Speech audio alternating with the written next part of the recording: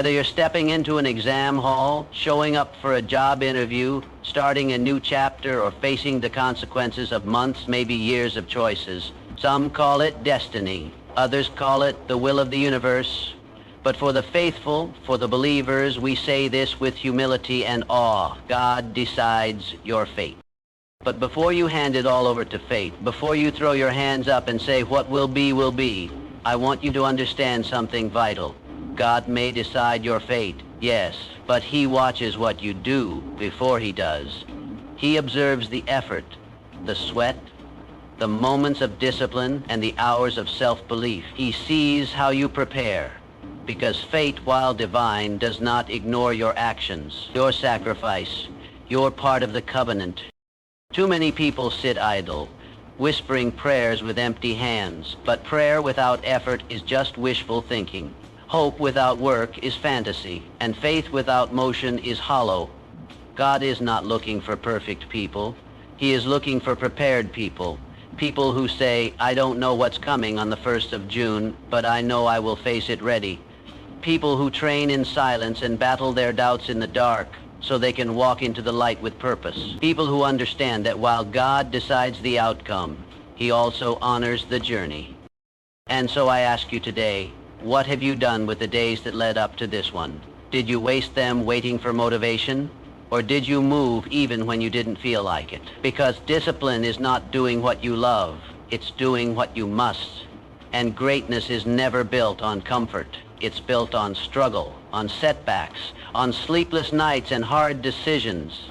The world doesn't give you what you deserve. It gives you what you demand through your actions. The 1st of June might be the day the results come, but today, this moment, is the day the decisions are made. The decision to rise early, the decision to study when your body begs for rest, the decision to keep going when your mind screams for escape. This is the day you fight for your future, because when the moment arrives, I know some of you are tired. You've been walking this path alone, feeling the weight of expectation pressing down on you. You've made mistakes, you've fallen behind, you've doubted yourself, and maybe you've even asked, why me? But let me tell you something. God chose you for a reason. You are here, not by accident, but by design. You are alive in this moment because you still have something to prove, something to give, something to become. You might be thinking, what if I fail? But I ask you, what if you succeed? What if everything you've ever dreamed of lies just beyond this trial? What if the version of you that you've been waiting for is built in this very moment of pressure? Do not compare your journey with others. Their 1st of June is not yours. Their challenges are not yours. Their preparation, their privileges, their path, they're all different. Focus on your race. Run it with everything you have. Run it with heart, because comparison kills progress, but gratitude fuels it. Be grateful for this opportunity, for the challenge, for the chance to grow under pressure. Diamonds are not born in comfort, they are born in fire. On the 1st of June, some doors will open, and some may close.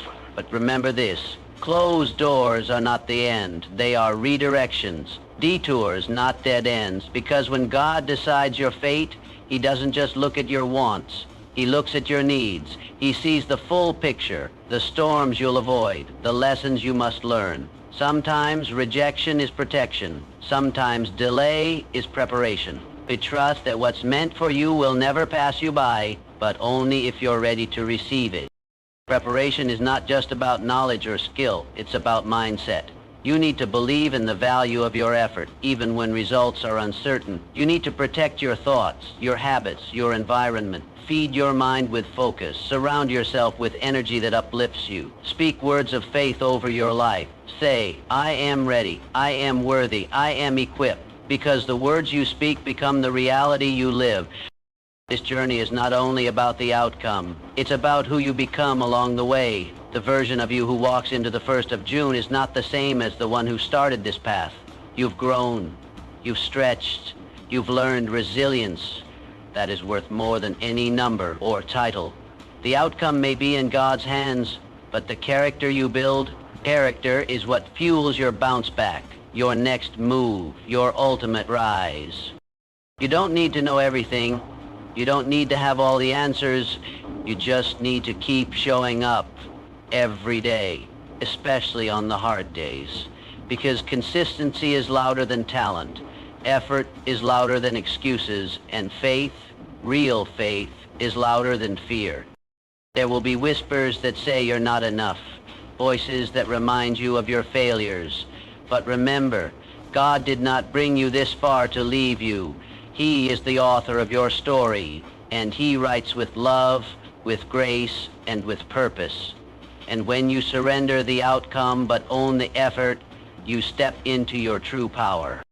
If you prepare like it all depends on you and pray like it all depends on God, you will walk into the 1st of June with peace in your heart and strength in your soul, because you'll know you gave everything. And when you give your all, you never really lose. You either win or you grow.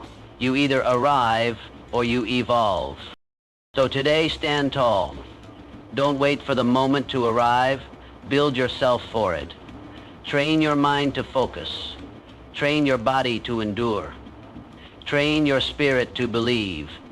Be intentional with your time. Be ruthless with your distractions. Be kind to yourself in the process.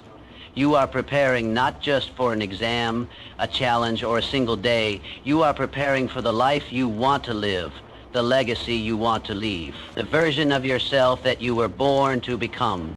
This world doesn't remember those who almost tried. It remembers the ones who committed, who endured, who prepared like it mattered, because it did. Let your preparation be your prayer. Let your effort be your worship. Let your persistence be your faith in action. And know that when God sees your sincerity, when He sees you fight with all your heart, He steps in. Not always with the answer you expect, but always with the outcome you need. Do not fear the future. Face it with open arms, because no matter what the 1st of June holds, it does not define you. You define it. Not with luck, not with shortcuts, but with preparation and trust. With relentless work and unshakable faith. That combination, human effort and divine favor, is unstoppable. There is still time. Maybe just days, but days are enough. Do not waste another minute doubting yourself. Use this time. Focus like never before, because when others rest, you rise. When others stop, you push. The 1st of June is not just a date, it's a symbol of everything you fought for, of everything you believe in, of everything you've become. And when the sun rises that morning, let it find you standing tall, not afraid, not anxious, but prepared. Let it find you proud of your journey. Let it find you ready for whatever comes next. Because you did not leave it to chance. You did your part, and now you trust that God will do His. Prepare for the 1st of June. Prepare like your future depends on it, because it does. And remember, God decides your fate, but He watches how you prepare for it. In life, we often find ourselves standing at the crossroads of effort and uncertainty. We pour our hearts into preparation. We dedicate sleepless nights, and we push ourselves far beyond comfort zones, all for moments that carry no guaranteed result. And in those moments, the question arises, why try so hard when the outcome isn't in our control? The answer is both humbling and empowering, because the effort is your responsibility. The outcome is God's domain. This principle is not about surrendering to fate or abandoning ambition. On the contrary, it's about understanding the sacred balance between human action and divine will. We are not in control of every twist and turn in life. We can't predict every result, every reaction, or every reward. God does not expect you to have all the answers or guarantee your own success. He expects you to show up. He expects you to put in the work with sincerity, with passion, and with the belief that your effort matters. Because it does. Every page you study, every moment you resist distraction, every choice to push through fatigue, that's your offering. That's your part of the equation.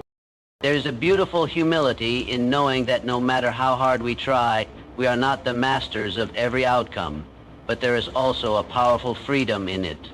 When you accept that the result is not fully in your hands, you are freed from the fear of failure. You stop obsessing over what might happen, and you start focusing on what you can do. You let go of the illusion of control, and you embrace responsibility instead. This mindset changes how you approach everything. Instead of dreading challenges, you begin to see them as opportunities to give your best. Instead of fearing the unknown, you prepare for it with confidence. Instead of complaining about what's unfair, you take ownership of your journey. And when you do that, when you give your full effort, you create space for God to move in your life. It's also important to remember that outcomes are not always a measure of your worth or your work. Sometimes, despite our best efforts, things don't go the way we hoped.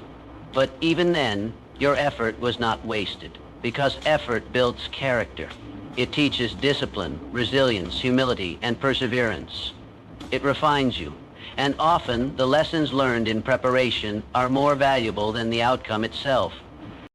Think of farmers. They can't control the rain, the seasons, or the soil, but they still till the land, plant the seeds, and care for their crops. They prepare with faith. They trust that the harvest will come, but they don't just sit and pray for food.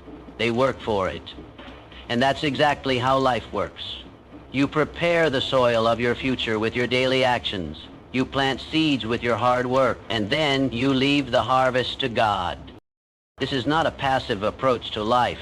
It's the most active, faithful way to live, because it takes tremendous courage to work hard without knowing the result. It takes maturity to stay disciplined when outcomes are uncertain, and it takes faith to keep going, knowing that God sees what no one else does. He sees your late nights. He sees your private struggles.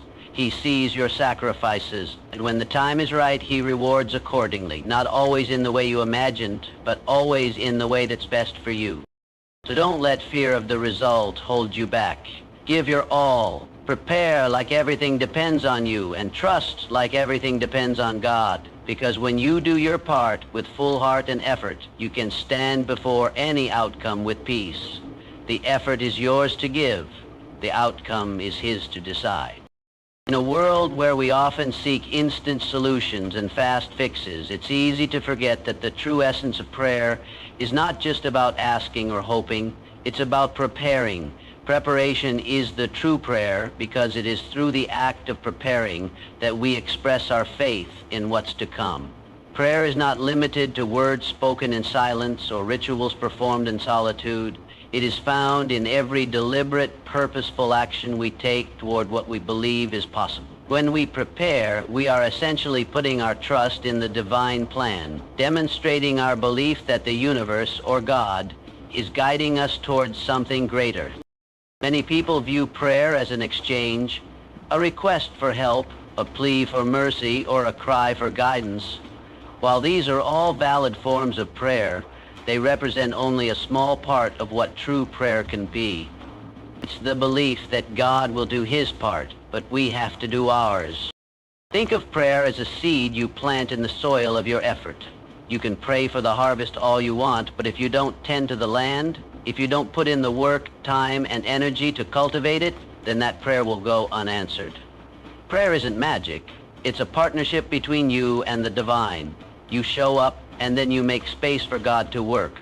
You plant the seed, water it, and nurture it, and trust that in time it will grow. When you prepare, you are demonstrating to the universe or to God that you believe in the possibility of your future. Preparation is an act of faith in action. It is the alignment of your mind, body, and spirit toward a specific goal or outcome. Each step you take toward your future, whether that's working on your craft, learning something new, building your skill set, or pushing through personal obstacles, is a form of prayer. You are saying, I trust that this is what I'm meant to do, and I am actively making room for it in my life. Take a moment to reflect on the people who have accomplished great things in history, whether they were spiritual leaders, athletes, entrepreneurs, or artists. They didn't wait for the perfect opportunity to appear out of nowhere. They prayed, yes, but their prayer was found in their relentless pursuit of their goals. They prepared for what they hoped for, not passively, but with the urgency and determination that comes from deeply believing in something greater than themselves. The preparation was their prayer. The sweat, the hours of work, the sacrifices. They were all acts of faith that opened doors for divine intervention. Think of athletes training for the big game. They can pray for victory all they want, but without hours of practice, without pushing their bodies beyond their limits, that prayer would be empty. Their preparation on the field is their true prayer. The preparation speaks louder than the words they speak before the game. They trust in God's guidance, but they trust that their efforts will meet the universe halfway. Similarly, in life, every effort you put forth toward your dreams is a prayer. If you want a promotion at work, your prayer isn't just asking for it. Your prayer is in your actions, how you show up, how you continually strive to be better, how you take ownership of your responsibilities and improve upon them. It is in the sacrifices you make, the knowledge you gain, the leadership you exhibit, and the integrity you maintain. Your preparation makes room for God to bless you with the results. Preparation is a commitment. It's a promise you make to yourself and to God that you will show up even when things are hard. Prayer without preparation is like a wish without a plan. You can ask for something all day, but unless you are willing to take action, to walk in faith, and to do the necessary work, your prayer may never manifest into reality. In some ways, preparation is also a form of surrender. When you prepare, you are acknowledging that while you have control over your efforts, the outcome is ultimately in God's hands. You can plan and act, but only God knows the perfect timing and the perfect path. When you truly prepare, you let go of the need for immediate results and surrender the outcome to a higher power. You give your all, and then trust that whatever comes is for your greater good, whether it's success, failure, or something in between. Take the example of a musician preparing for a performance. The hours spent practicing, rehearsing, and refining their craft are acts of prayer. Each note they play, each scale they perfect, is a silent conversation with the divine, a plea for excellence, and a commitment to giving their best. The performance itself is a culmination of that preparation, a manifestation of their faith in both themselves and God. Preparation also teaches you patience. It forces you to trust that every moment of effort you put forth, no matter how small, is an essential part of the process. You may not see immediate results, but as you continue to prepare, you begin to understand that every bit of progress is a step towards something bigger. And with each step, you are reinforcing the belief that something powerful is unfolding. It's a constant reminder that you are actively participating in the unfolding of your life, and in doing so, you invite God's grace to guide you along the way. When we begin to see preparation as the true prayer, we stop expecting instant answers and start embracing the journey.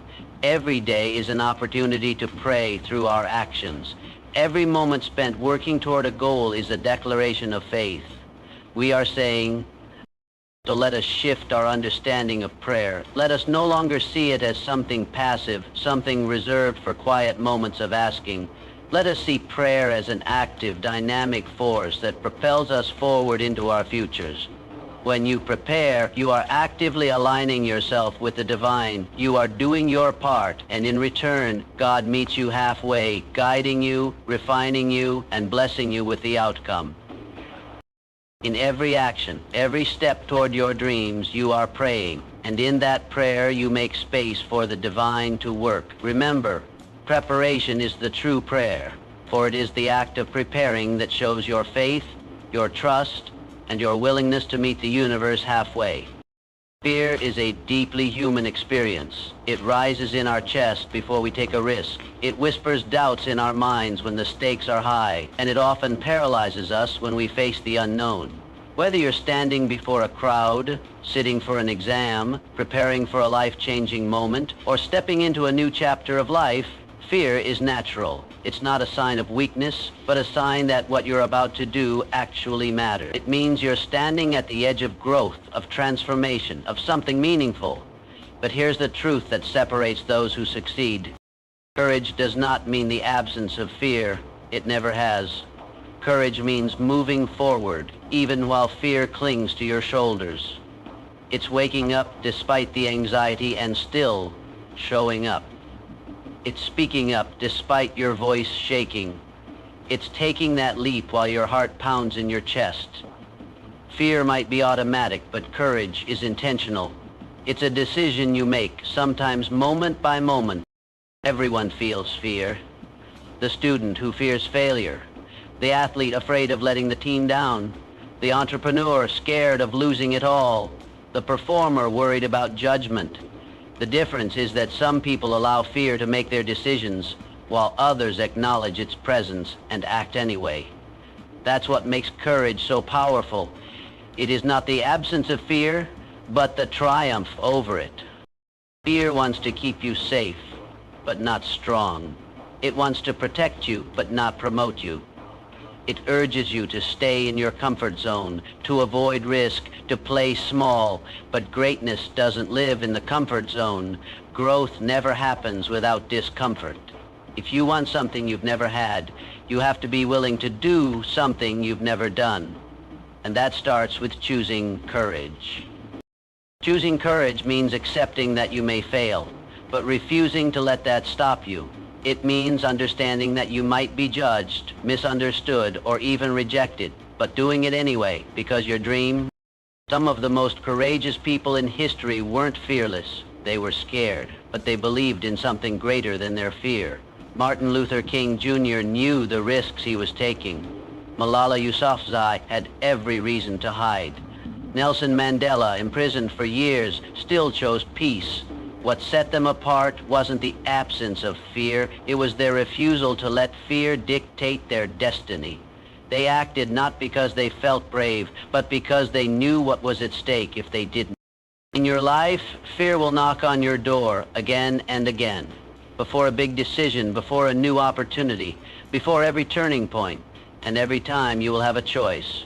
Retreat or rise, hide or fight. Let fear write your story, or pick up the pen and write your own. Courage begins with small choices. Studying one more hour when you're afraid of failing. Raising your hand when your heart is pounding. Saying yes when your mind screams no. And don't forget, courage is contagious. When you stand up in fear, you inspire others to do the same.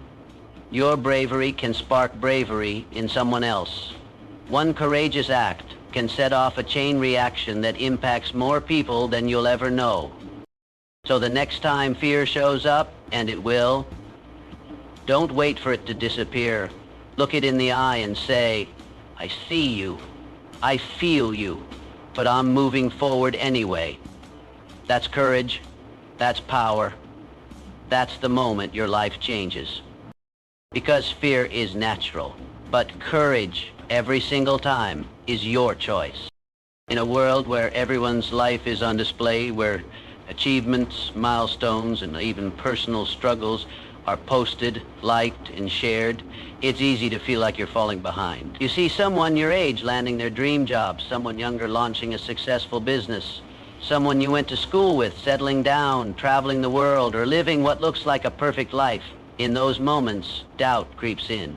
You begin to question your path, your pace, your purpose. But here's a truth that will set you free if you truly embrace it. No two people have the same background, the same struggles, the same resources, or the same starting line. We are all running different races, facing different obstacles, and being shaped by different experiences. Yet we constantly compare ourselves as if life were a competition, measured by age, income, followers, or success. But there is no finish line you're racing toward that determines your worth. You are not behind. You are on your own path. Comparison is a thief not just of joy, but of focus, peace, and authenticity. It shifts your attention from your own goals to someone else's highlight reel. You start measuring your life using someone else's ruler, forgetting that their story isn't yours to live. When you compare, you either falsely elevate others or unfairly diminish yourself, and in both cases, you lose, because instead of growing, you spiral. Instead of building, you begin to doubt. The truth is, we only ever see fragments of other people's lives. We see their victories, not their failures, their smiles, not their sleepless nights, their celebrations, not their silent battles. You don't see the sacrifices they made, the pressure they are under, or the private moments of fear and uncertainty they face. You see the result, not the journey. And comparing your full, unfiltered life to someone else's curated snapshot will always leave you feeling less. Your journey is yours for a reason. Every detour, delay, and disappointment is shaping you in ways that success alone never could. Maybe you're facing hardships others never had to endure. Maybe you're carrying burdens no one sees, but even so, your path has purpose. The lessons you're learning now will prepare you for something greater ahead. Your timing isn't wrong, it's just different. Think of nature. No one looks at a sunflower and asks why it didn't bloom as early as the rose. No one judges the oak tree for growing slower than the bamboo. Each grows at its own pace, in its own season, and becomes beautiful in its own way. The same is true for you. Your season will come, not when others say it should, but when you're ready. Instead of comparing, start celebrating your progress. Maybe you're not where you want to be yet, but you're not where you used to be either. Every small step matters. Every day you keep going, you're moving forward, even if it's not as fast or as flashy as someone else. And remember, progress isn't always visible from the outside. Sometimes the most important growth happens in silence, in your mindset, your discipline, your resilience. When you let go of comparison, you make room for gratitude. And gratitude shifts everything. It reminds you of how far you've come, not how far you have to go. It helps you focus on your own journey, your own goals, your own growth. You begin to realize that your value isn't based on being ahead of someone else. Your value is in being fully, authentically, unapologetically you. So trust your timing, trust your path, and most of all, trust yourself. You are not behind. You are not late. You are exactly where you are meant to be, learning what you need to learn to become who you're meant to become. Your journey is unique. Honor it, protect it, and never waste it by comparing it to someone else's. Life is a series of moments. Some filled with triumph, others marked by setbacks. When you face a challenge, whether it's an important exam, a big presentation, a competitive event, or a major life decision, there's often an intense focus on the outcome. Will you win? Will you succeed? Will you come out on top? But while winning is wonderful and loss is painful, there is a deeper truth that transcends both. Win or lose, you grow. Growth is the real prize, the true reward that comes from every experience regardless of the result. In fact, growth often happens more profoundly in loss than in victory. Winning feels great, but it can sometimes lull us into complacency. Losing, on the other hand, forces us to confront our limitations, reflect deeply, and make meaningful changes. Both are essential to becoming the best version of yourself. When you win, it's natural to celebrate and feel validated. Winning confirms that your hard work paid off. It gives you confidence, a sense of achievement and motivation to keep going. But it's important to remember that winning isn't always about being better than someone else. It's about being better than you were yesterday. Each victory, no matter how big or small, shows you that progress is possible. It reminds you that you are capable of more than you once believed. But what about losing? Losing can feel devastating. It can shake your self-esteem and make you question your worth or your path. It can feel like failure, a sign that your efforts were wasted. But losing is not the opposite of growth. When you lose, you are given a chance to learn. You're forced to evaluate what went wrong, where you can improve, and what lessons you need to carry forward. Loss humbles you. It reminds you that no one is perfect and that every journey involves setbacks. It challenges your resilience and your commitment to your goals. And in facing those challenges head-on, you grow stronger, wiser, and more prepared for the future. Growth happens when you choose to see loss not as the end, but as a new beginning. It happens when you refuse to be defined by a single moment or outcome. When you win, you build confidence. When you lose, you build character. Together they shape a balanced, mature, and grounded person.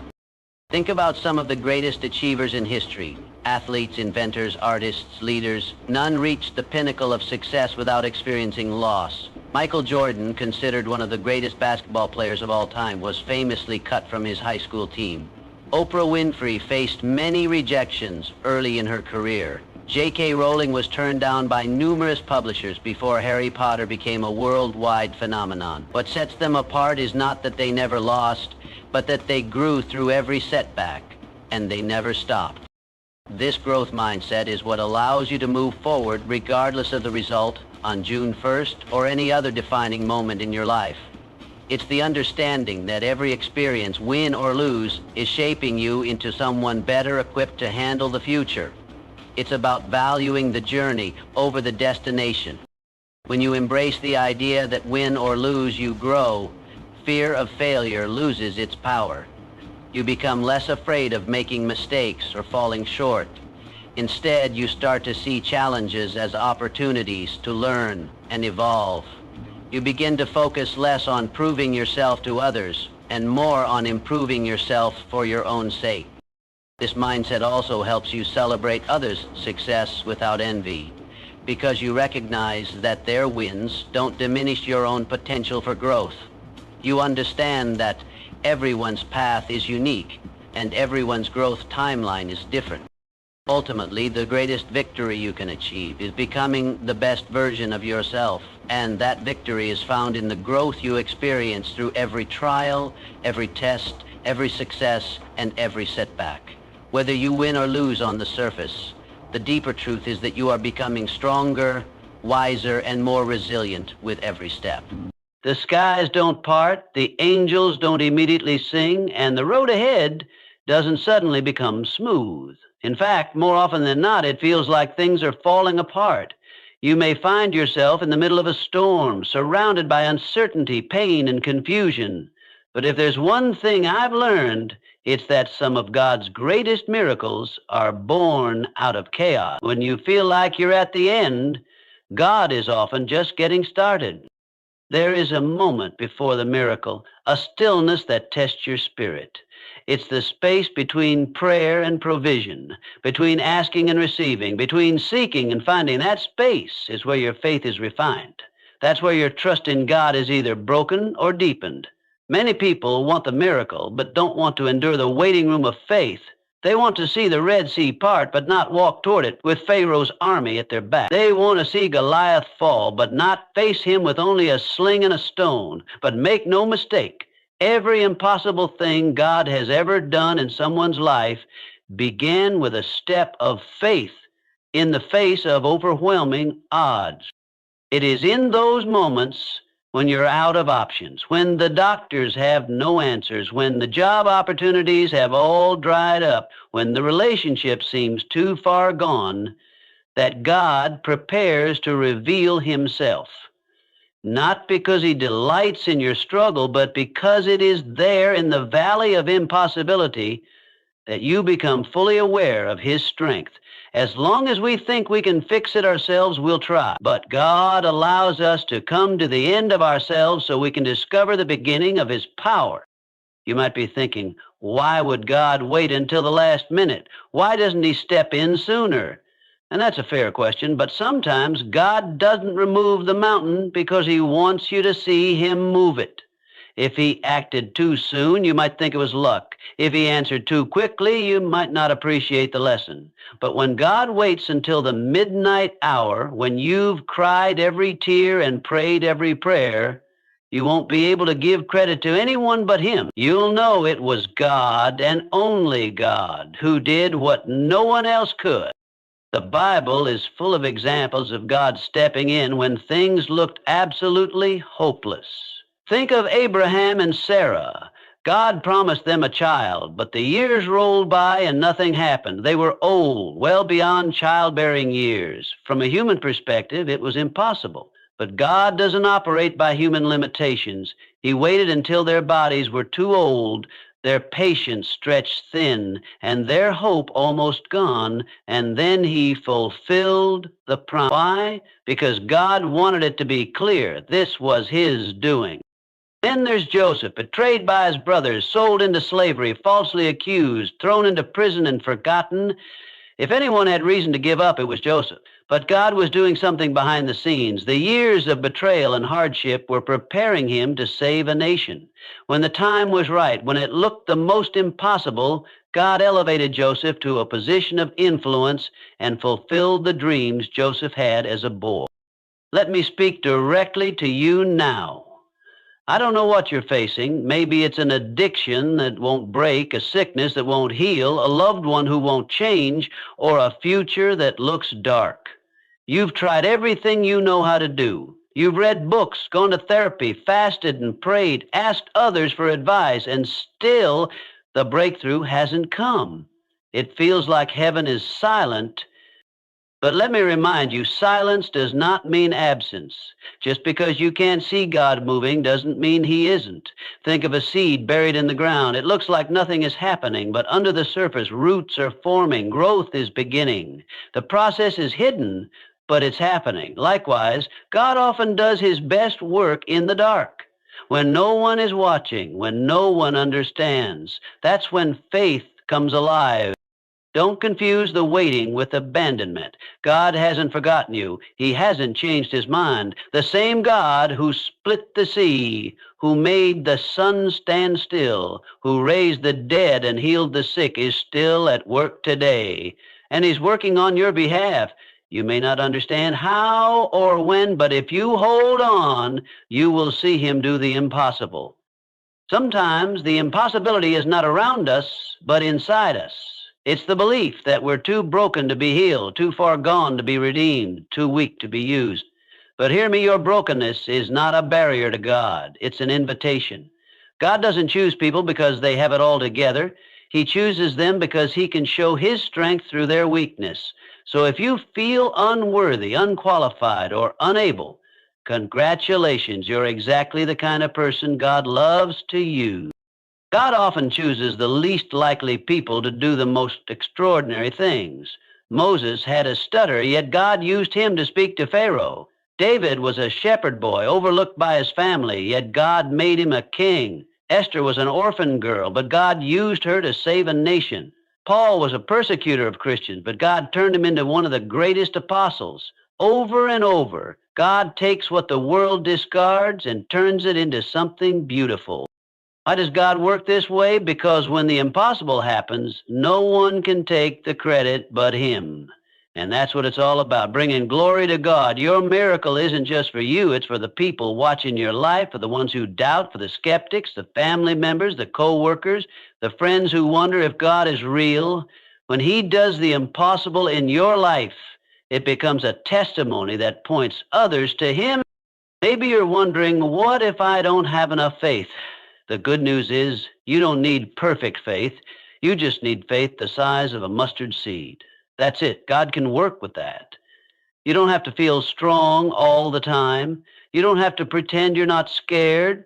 You can bring your fears, your doubts, your tears, and lay them at his feet.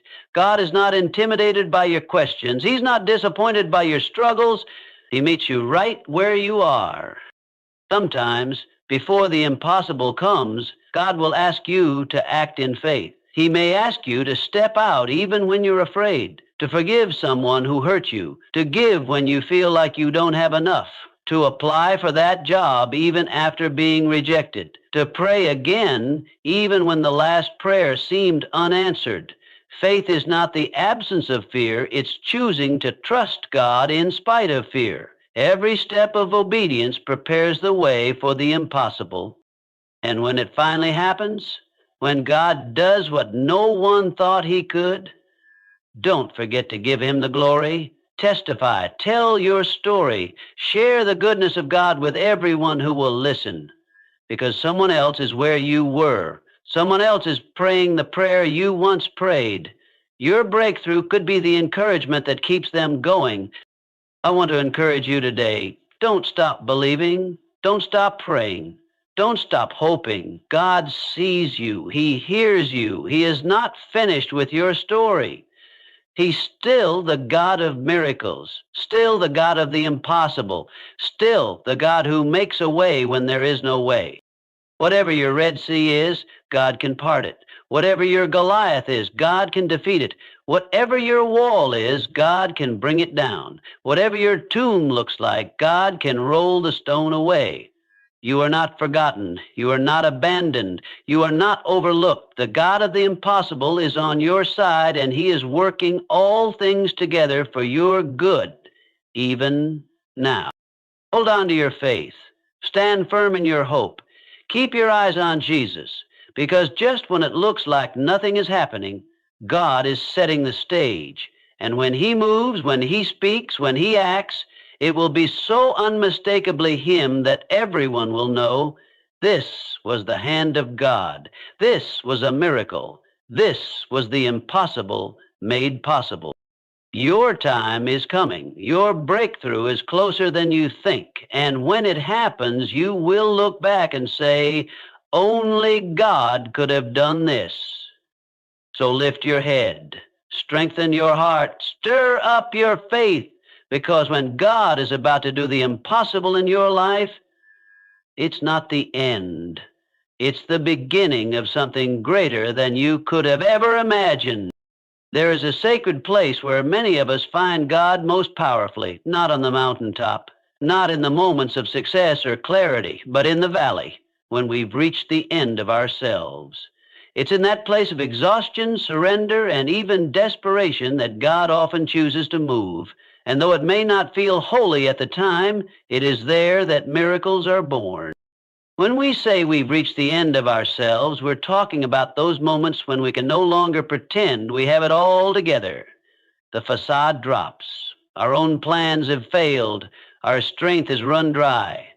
Our wisdom, our resources, our strategies, none of them have brought the breakthrough we hoped for. We're left with nothing but raw need, and that is precisely the moment when God steps in. Why does God often wait until this point? Because as long as we are relying on our own abilities, we leave little room for his power to work. As long as we think we can fix it, handle it, solve it, or control it, we're not truly trusting him. But when our hands are empty and our hearts are broken, we're finally in a position to receive. Consider the words of Paul in 2 Corinthians 12:9, but he said to me, my grace is sufficient for you, for my power is made perfect in weakness.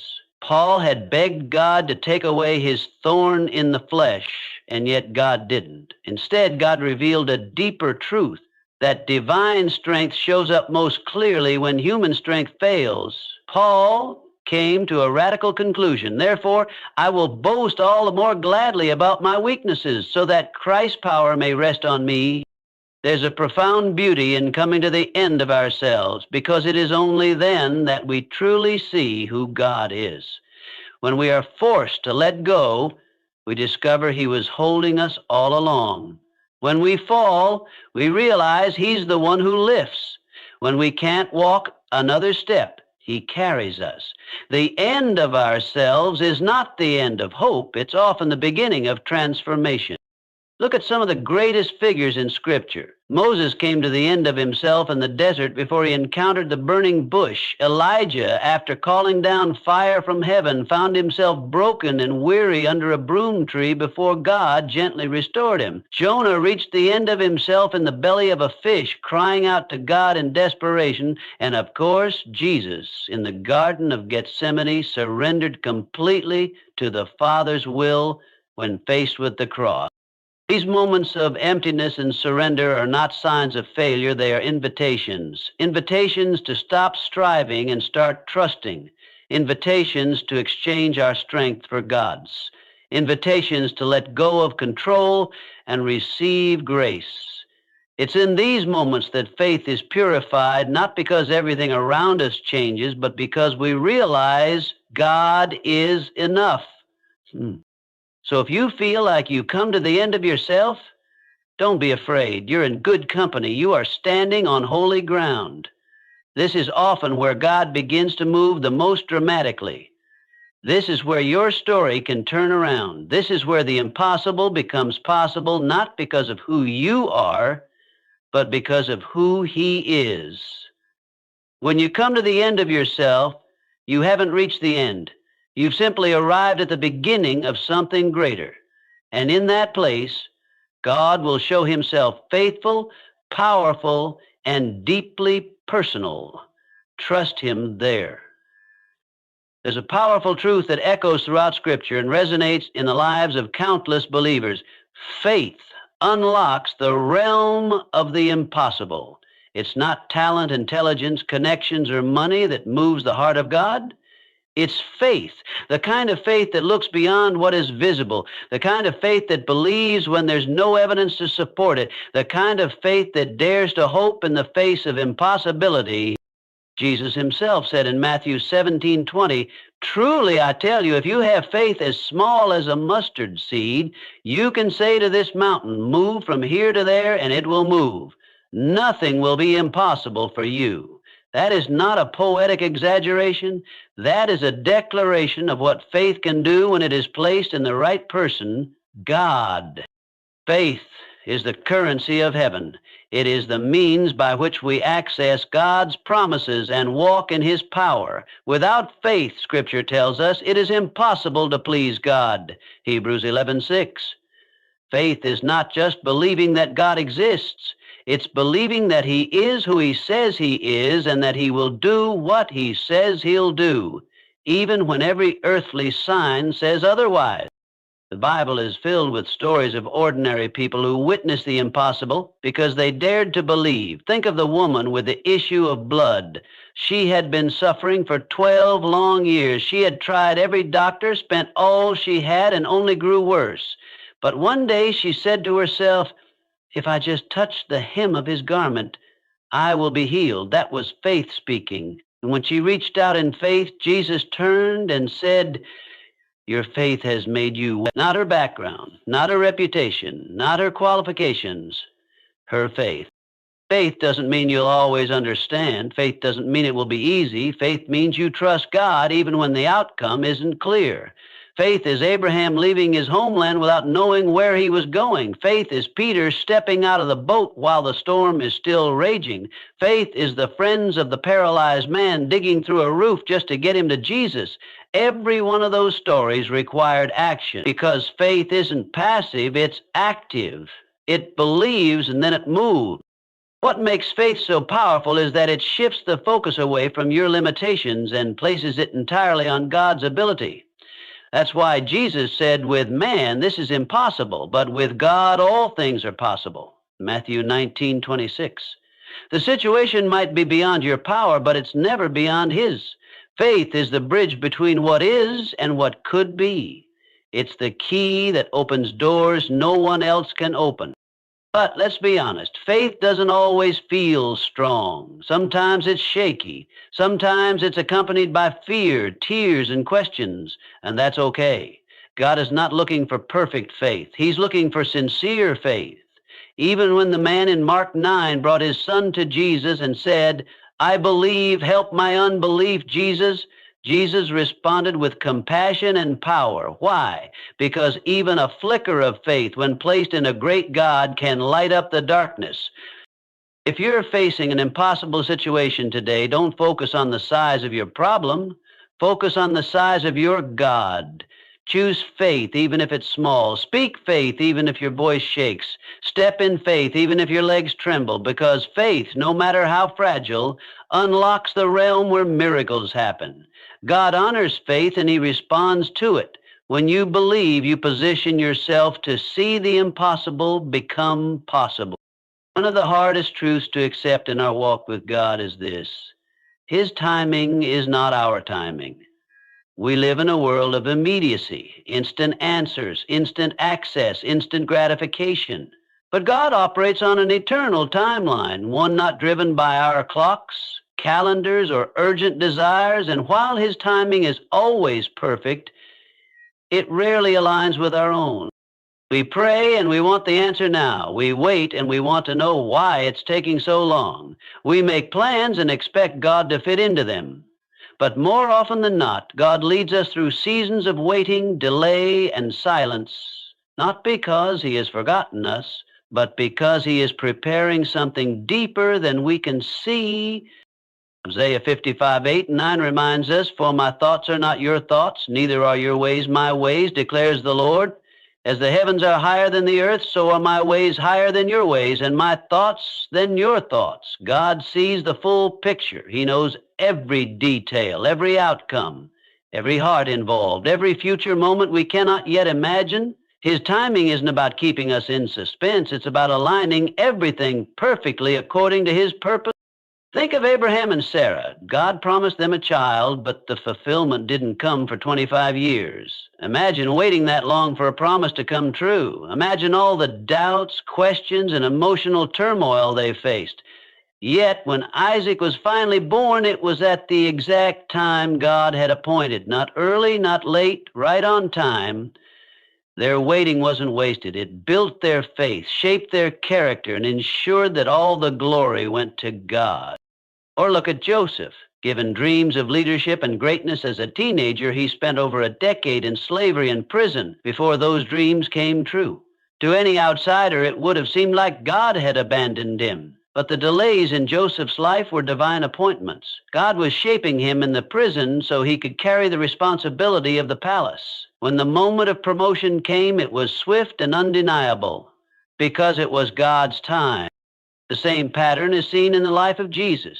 Though he was the Son of God, he didn't begin his public ministry until the age of 30. For 30 years, he lived in relative obscurity, working as a carpenter, quietly growing in wisdom and favor. Why wait so long? Because timing matters. God's plan was unfolding in perfect order. And when the fullness of time came, Jesus stepped into his calling and changed the world forever. So what do we do while we wait? We trust, we worship, we stay faithful. We continue walking with God even when we don't understand His schedule. Waiting on God is not passive. It's an active posture of faith. Psalm 27:14 encourages us, wait for the Lord. Be strong and take heart, and wait for the Lord. There's strength in the waiting. There's transformation in the waiting. And when the breakthrough finally comes, when the healing arrives, the door opens, the dream becomes real, you'll realize that God was not late. He was not ignoring you. He was preparing everything perfectly so that His glory would be revealed and your faith would be deepened. If you're in a waiting season right now, don't despair. You are not forgotten. The delay is not a denial. What feels like a setback might actually be a setup. God is not bound by our deadlines. His timing is designed not just to bless us, but to mature us, stretch us, and show us that He is sovereign.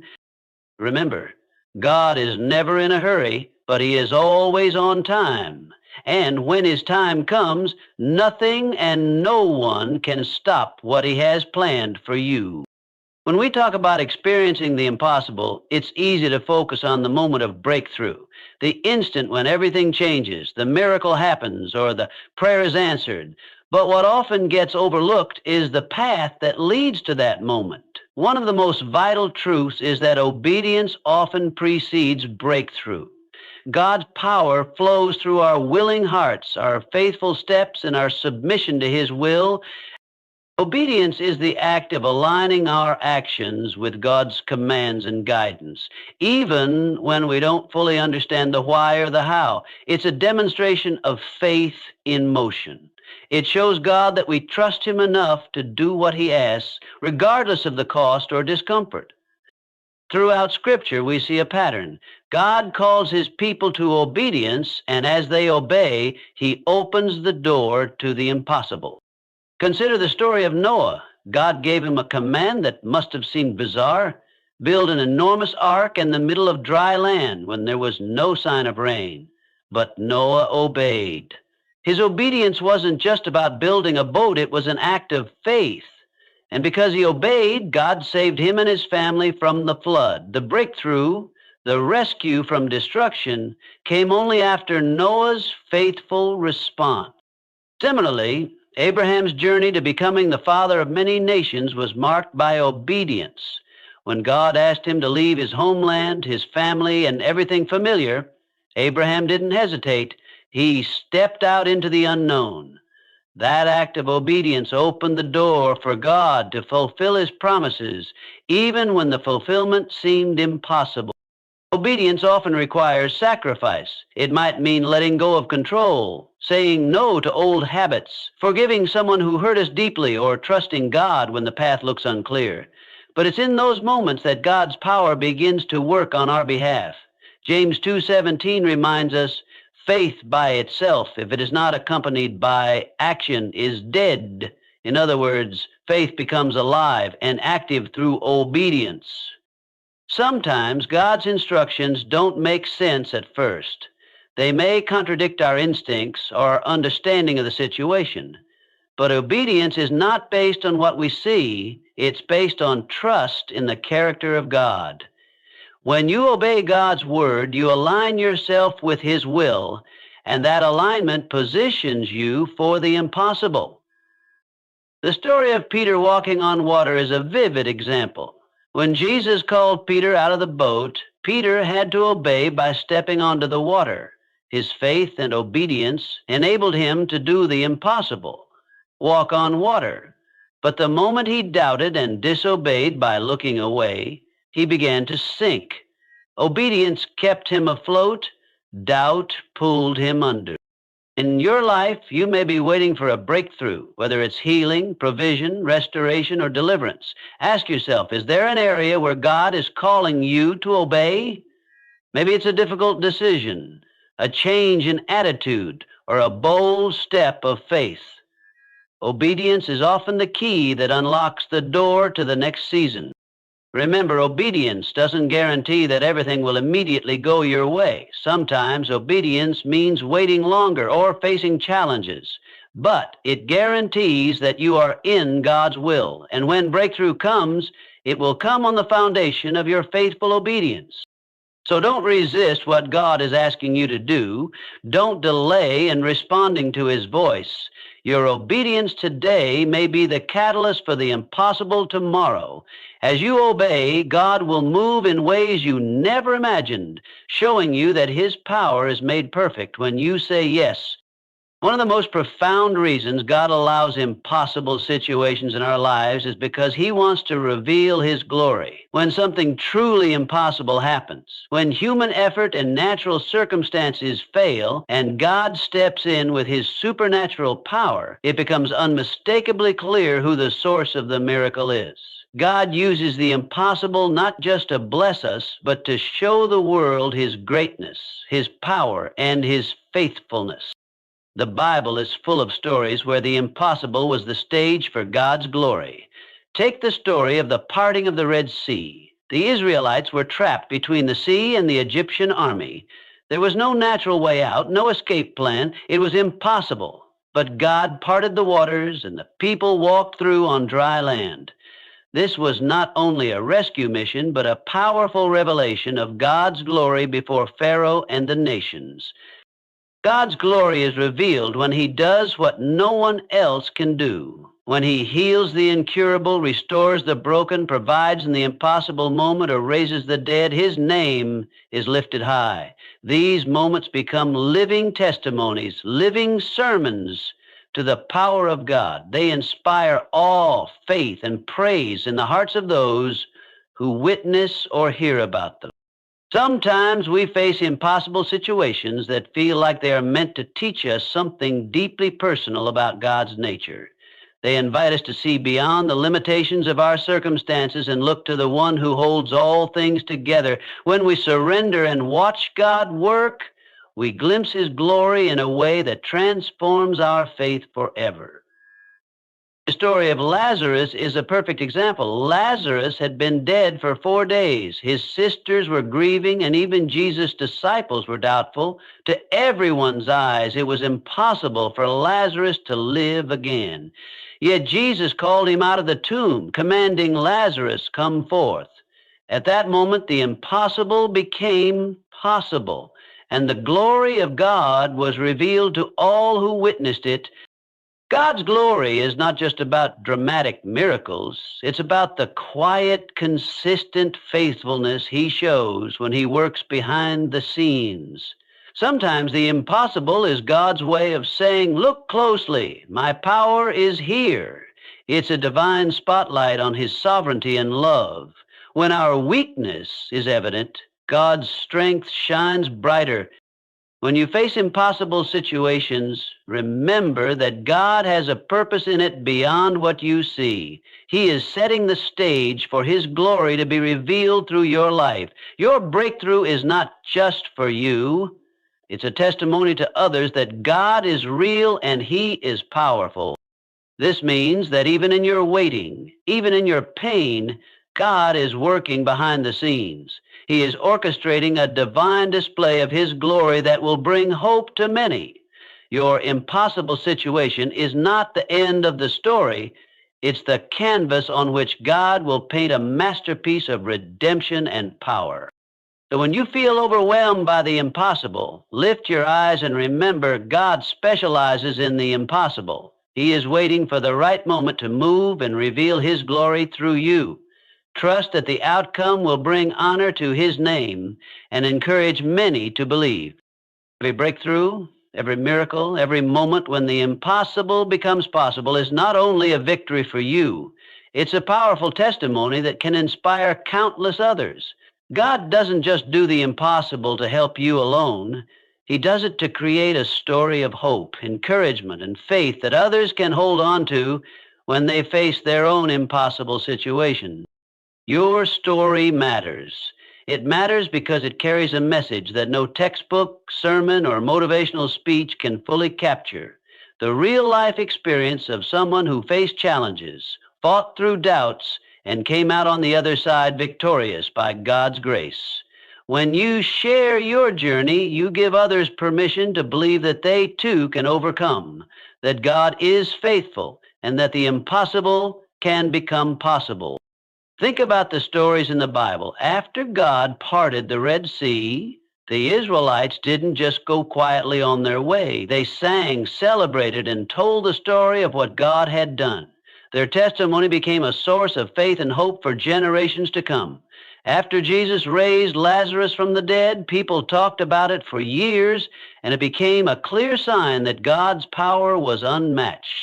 Your story can have that same effect today. When you share how God moved in your life, you breathe life into the faith of others.